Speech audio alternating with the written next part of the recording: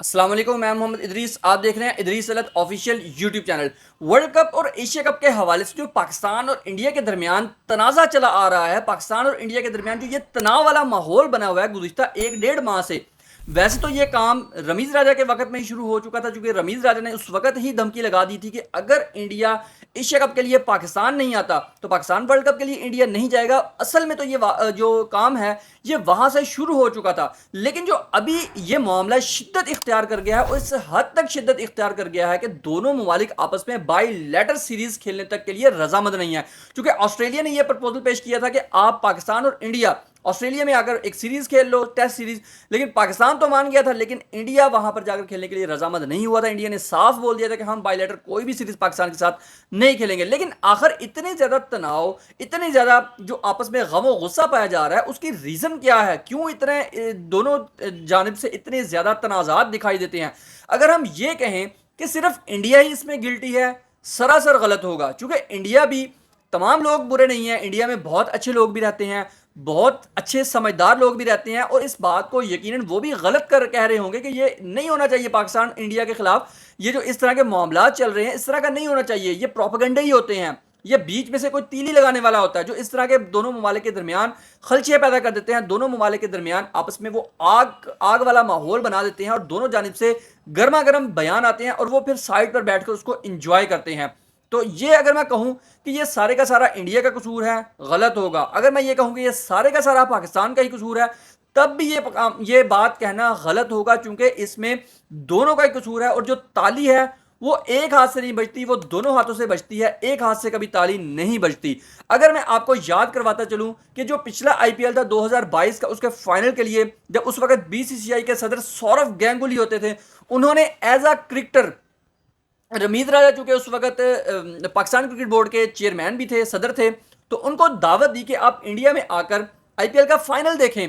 उन्होंने as a cricketer उसको दावत दी थी कि वो एज अ क्रिकेटर उनके प्रपोजल को पेश करें और इंडिया जाकर मैच देखें। लेकिन रमीज राजा ने उनकी दी गई जो दावत थी उसको मुस्तरद कर दिया, बल्कि उल्टे बयान देना शुरू हो गए कि अगर आपने हमारे मुल्क में आकर एशिया कप नहीं खेला, हम वर्ल्ड कप के लिए इंडिया नहीं जाएंगे। तो ये चीज सौरव गांगुली को कुछ अच्छी नहीं हुई, उसने काफी ज्यादा गुस्सा और काफी ज्यादा गम किया उस बात का। तो उसने जो एक प्रेस रिलीज जारी किया था उसमें भी सौरव गांगुली ने यह बात क्लियर बोली थी कि जो आप हमारे दावत पर नहीं आए और आपने हमारे साथ इस तरह का बर्ताव किया, ये आपने बिल्कुल भी अच्छा नहीं किया। मैंने आपको पीसीबी के चेयरमैन के नाते से आपको दावत नहीं दी थी, मैंने एक क्रिकेटर के नाते से आपको दावत दी थी। आप भी एक क्रिकेटर थे, मैं भी एक क्रिकेटर था, एक क्रिकेटर के नाते मैंने आपको यह दावत दी थी कि आप आईपीएल का फाइनल आकर हमारे मुल्क में देखें और हमारे साथ वो हसीन लम्हात जो हैं वो शेयर करें। लेकिन आपने क्या किया? आपने उल्टा हमारे खिलाफ ये बयान दिए कि आप हमारे मुल्क में नहीं आएंगे तो हम आपके मुल्क में नहीं आएंगे। तो उसके बाद से जो इंडिया ने अब अपना बदला लेने की ठान ली है, अब इंडिया ने ये चीज सोच ली है, बीसीसीआई ने अपने दिमाग में ये चीज बिठा ली है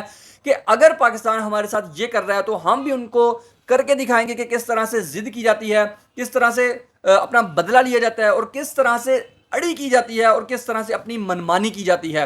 तो ये मैं समझता हूं कि रमीज राजा जो अपने चैनल के ऊपर बैठकर घंटे घंटे की तकरीर कर देते हैं, और पाकिस्तान क्रिकेट बोर्ड के जो मौजूदा चेयरमैन नजम सेठी हैं उनको बहुत सी नसीहतें कर डालते हैं, कहते हैं ये कर लो भाई, आप ये कर लो। तो आप इस चीज को भी तो क्लियर करो ना कि जो सौरव गांगुली ने आपको बुलाया था आईपीएल का फाइनल देखने के लिए 2022 के अंदर, जिस वक्त आप पीसीबी के चेयरमैन थे, पीसीबी के सदर थे, तो आप उस वक्त क्यों नहीं गए? अगर उस वक्त आप गए होते और इंडिया का मूड ना खराब होता तो फिर हो सकता है कि इंडिया आपके मुल्क में आने के लिए रजामंद हो जाता, या अगर आपके मुल्क में ना भी आता तो एटलीस्ट आपका दिया गया मॉडल तो एक्सेप्ट कर लेता, आपकी दी गई तजवीज तो एक्सेप्ट कर लेता।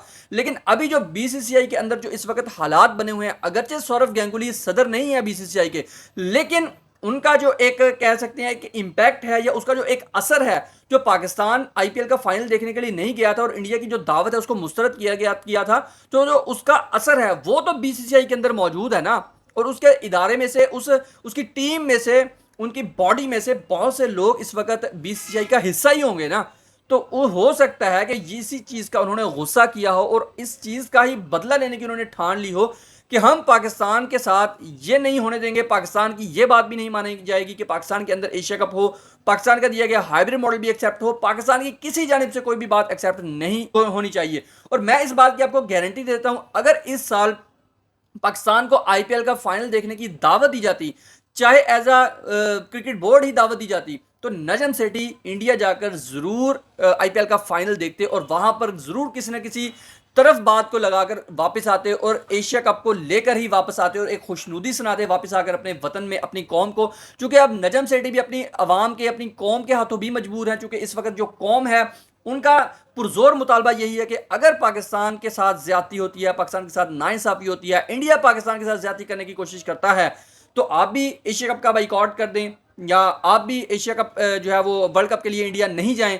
तो इस वजह से अब जो नजम सेठी हैं उन्होंने अवाम के मुतालबे की जो है वो हिमायत की है। और इसके साथ साथ जो साबका क्रिकेटर्स हैं, जिसमें इंजमामुल हक का बयान भी गुज़िश्ता रोज़ सामने आया, इंजमामुल हक ने भी ये बात क्लियर कर दी है कि अगर कोई टीम हमारे मुल्क में आकर नहीं खेलना चाहती तो हमें भी कोई इस बात की चट्टी नहीं है कि हम भी उसमें उसके मुल्क में जाकर खेलें।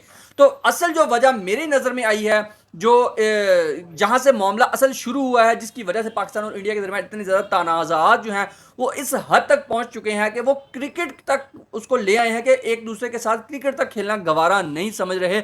लेकिन इसके अंदर पाकिस्तान और इंडिया से भी ज़्यादा स्टार स्पोर्ट्स को नुकसान होने वाला है, जो इस वक्त इन दोनों के दरमियान एक विचोले का किरदार निभा रहा है और वो ये चाह रहा है कि किसी न किसी तरह ये दोनों ममालिक आपस में रजामंद हो जाएं, एशिया कप के अंदर भी आमने सामने आए, वर्ल्ड कप के अंदर भी वो खेलें और उनको जो करोड़ों अरबों डॉलर का नुकसान होना है वो एटलीस्ट बच जाए। तो फिलहाल की जो अपडेट न्यूज़ थी वो यही थी कि एशिया कप को लेकर, वर्ल्ड कप को लेकर पाकिस्तान ने भी अपने प्लान तैयार कर रखे हैं। इंडिया ने पाकिस्तान का जो हाइब्रिड मॉडल है एशिया कप के हवाले से उसको मुस्तरद कर दिया है। लेकिन दूसरी जानिब वर्ल्ड कप का जो शेड्यूल है उसको अनाउंस करने में अभी तक बीसीसीआई जो है वो बुरी तरह से नाकाम रही है। चूंकि बीसीसीआई ने ये साफ बोला था कि अगर पाकिस्तान वर्ल्ड कप का बाइकआउट कर देता है तो हम वर्ल्ड कप पाकिस्तान के बगैर करवा लेंगे, और दूसरी जानिब वो बड़ी तड़ियां लगा रहे थे पाकिस्तान को कि हम इस वक्त आईपीएल के अंदर मसरूफ हैं, जैसे ही आईपीएल का फाइनल आएगा तो हम इसका जो शेड्यूल है वो फाइनल कर देंगे। हालांकि एक साल पहले आईसीसी वर्ल्ड कप का शेड्यूल अनाउंस हो जाना था, लेकिन नहीं हो सका। अब 7-8 महीने भी ऊपर हो चुके हैं। अभी आप देख लें, मई का महीना एंड हो रहा है, पीछे जून, जुलाई, अगस्त, सितंबर, 4 महीने सिर्फ बाकी रह गए हैं पीछे।